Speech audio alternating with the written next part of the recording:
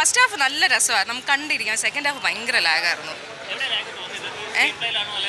അല്ല, എന്ന് വെച്ചാൽ അതിങ്ങനെ നമുക്ക് തോന്നില്ല ഇത് ഇത്രയും വലിച്ചു നീട്ടണത്. എക്സ്പെക്റ്റഡ് ക്ലൈമാക്സ് ആണ് ആ സംഭവം. പക്ഷേ ഫസ്റ്റ് ഹാഫ് കാണുമ്പോൾ പുള്ളിക്കാരൻ്റെ സിഗ്നേച്ചർ കുറേ ക്യൂട്ട് മൊമെൻറ്റ്സ് ഒക്കെ ഇല്ല, അതൊക്കെ ഉണ്ട്. പക്ഷേ സെക്കൻഡ് ഹാഫ് ഒരു ഫൈറ്റും, സെക്കൻഡ് ഹാഫ് അത്രയ്ക്കൊരു ഇതില്ലായിരുന്നു. ഫസ്റ്റ് ഹാഫ് വെച്ച് നോക്കുമ്പോൾ ദാറ്റ് വാസ് നോട്ട് സാറ്റിസ്ഫാക്ടറി. അല്ല, അതാ ഞാൻ പറഞ്ഞത്, ആ ഫസ്റ്റ് ഹാഫിൽ നമുക്ക് ആ പുള്ളിയുടെ റൊമാൻറ്റിക് ആയിട്ടുള്ള കുറേ സംഭവങ്ങളുണ്ടല്ലോ, കുറേ ക്യൂട്ട് മൊമെൻറ്റ്സ് ഒക്കെ ഉണ്ട്. ഇപ്പോൾ നമ്മൾ ട്രെയിലറിൽ കണ്ടല്ലോ, തൃഷയുടെ കൂടെ ഉള്ളതാണെങ്കിലും കമലഹാസൻ്റെ ഭയങ്കര നല്ല രസമായിട്ട് ചെയ്തിട്ടുണ്ട്.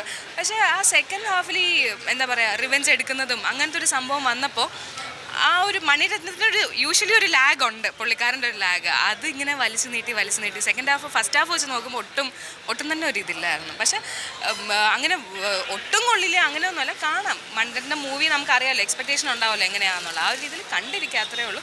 യൂഷ്വൽ ഗ്യാങ് വാർ പോലെ ഭയങ്കര ഫൈറ്റൊന്നുമില്ല.